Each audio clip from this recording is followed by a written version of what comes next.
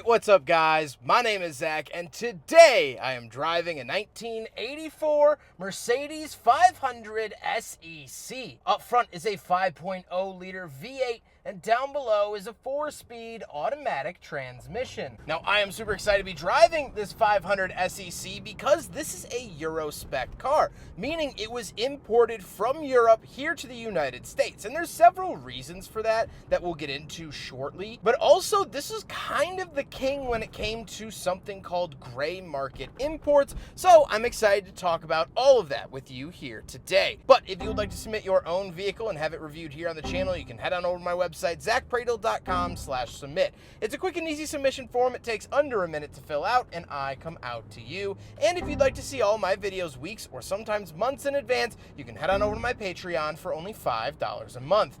Last but not least, huge thank you to Chicago Cars US for letting me borrow their 500 SEC. If you'd like to browse their inventory, you can do so down in the description below. They have tons of really cool old German cars, but also cars from all makes and models. But let's get back to that 5-liter V8 under the hood. That is the entire point behind this car. So, I recently reviewed a 1983 Mercedes 380 SEC. That's the version that we got here in the United States. It came with a 3.8 liter V8, and honestly, it was so unimpressive and just not that good that Americans at the time looked across the ocean and saw these running around Europe and said, hey, that's way better. I'm going to get me one of those. And so they would start importing these cars from Europe back in the 80s because it was the better version. Well, that was called gray market importing. Because they weren't sold here in the United States, they're considered gray market and brought in from overseas. And oftentimes you could get them for the same amount of money that you would a American market car. So why not pay the same amount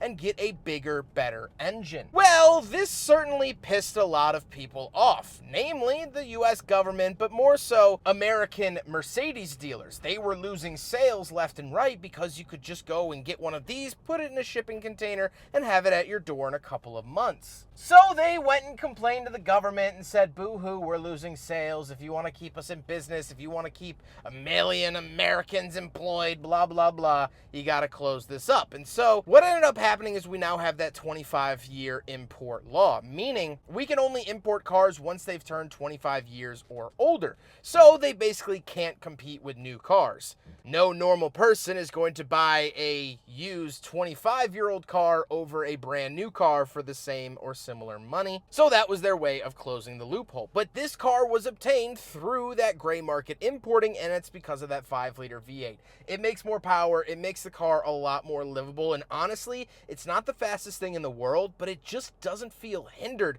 by the engine like the 380 really did. That is absolutely wonderful. Now, like I said, paired to it is still a 4-speed automatic transmission, nothing too crazy there. They did sell these in manual. This unfortunately isn't. So the automatic, I think, does hurt it a little bit, but not too much. Last but not least, of course, the 500 SEC is rear wheel drive. So how does it feel to drive the 500 SEC? Well, it drives similarly in terms of dynamics to the 380. It's a big 2-door coupe. You do feel long, but it has a very comfortable ride, relatively planted ride, which I like. But again, that bigger V8 makes a world of difference. You actually have usable power while driving down the road. And I know that might be a trivial thing to say about a Mercedes, but it's true. The 380 fell flat on its face. This doesn't. It might not knock my socks off, but it doesn't fall flat on its face, and I'll take that over anything. With that stuff out of the way, let's talk about the interior. Well, in front of me, I have a bunch of gauges. So off to the left, we have coolant temperature, oil pressure, fuel economy, and fuel. In the center is the speedometer, of course, in miles per hour, because this was a German export. And off to the right, we have our tachometer and clock. The steering wheel is small. It has a Mercedes badge on it, no airbag, and it has wood accenting. And off to the left, we have some climate vents, as well as our headlight switch and headlight leveler. On the door, we do have manual mirror, manual latch to get in and out, and power seats. Nice to see that. And moving into the center, we get 2 climate vents and a couple of buttons for our climate controls. Temperature off to the left, where to send it in the center, and fan speed off to the right. We have defrost and dome light. We have an aftermarket radio, and then we do have a pull-out ashtray and cigarette lighter. The shifter in the center is the standard Mercedes shifter, nothing new here. We saw this in the SL of the early 90s. The 5 360 SEL, and even the 380 that we've driven, so it's pretty familiar here on the channel. Then we have our power window switches and our passenger power mirror. So the driver's side mirror is manual, but the passenger side is power. Then we do get a little center console, a little fold-down armrest, and a little cubby. However, no spots for any cup holders, so it fails the big friggin' bottle test. Technically, we do get cup holders in the glove box, but I don't count those. The seats are comfortable. They are finished in a nice gray leather. I'm so used to seeing tan leather in this era that it's nice to see gray. I think it works really well. I think it makes the car feel newer than 84. If it had the tan interior, it would feel a lot more dated, in my opinion. So I guess certainly nice to see that. However, speaking of seats, we do have back seats, so let's go do a back seat review. All right, getting in the back. Ow! Oh, that really hurt. Holy sh! The show must go on. Ugh. Ugh.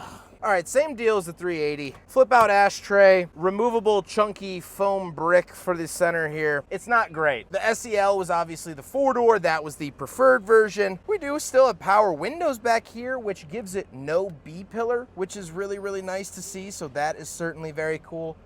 My head's hitting the ceiling, 5'11", not a small guy, and I bashed my knee getting in. Good Lord. So it's not a wonderful place to be, but it is a place, so there's that. Let's hop into the very back. We'll take a quick look at the trunk and cargo space, and then we'll talk about the looks. Right around the back of the SEC, and actually right here, as children are screaming, right here, this is a Euro part, is this rear sort of taillight finisher, which is very cool. Pull it up like that, you do have a giant caution triangle for anytime you might be on the side of the road. Very, very cool. But we do have a giant trunk back here.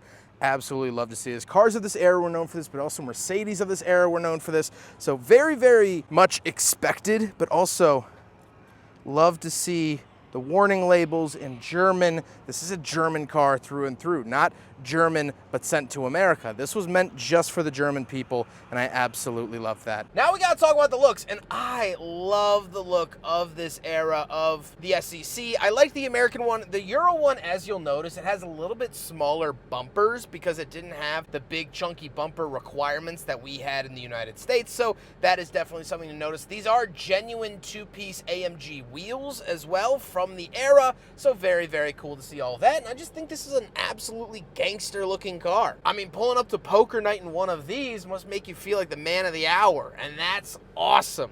I love it. I like the dark blue. It's not white, gray, or black like a lot of Mercedes products are, so I enjoy all of that.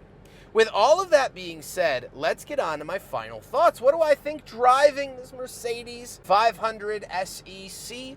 Well, it's been great. It's a very notable upgrade over the 380 SEC. This V8 is worth the import fee just in making it feel more like a wholesome car and not a chunk of metal being pedaled by a hamster on a wheel. But I think also the cultural significance, the automotive significance of this car is really, really interesting because this was kind of the poster child for gray market imports, something that we can't do anymore. That was around for a while. There's so many stories of the 60s and 70s of people going off to Germany and buying a Volkswagen bus and bringing it back. That's actually this orange Volkswagen bus that I drove. That was the story with that. That was a German market vehicle. The original owner went over to Germany, saw it, liked it, brought it back. So now, because of this car and of course the Nissan Skylines, we don't get gray market imports anymore. We're not allowed to do it. Well, really not supposed to. Some people find a way, but you're really not supposed to. It's against the law now. And that's because this car was so good, or so much better at least. Imagine being so good at something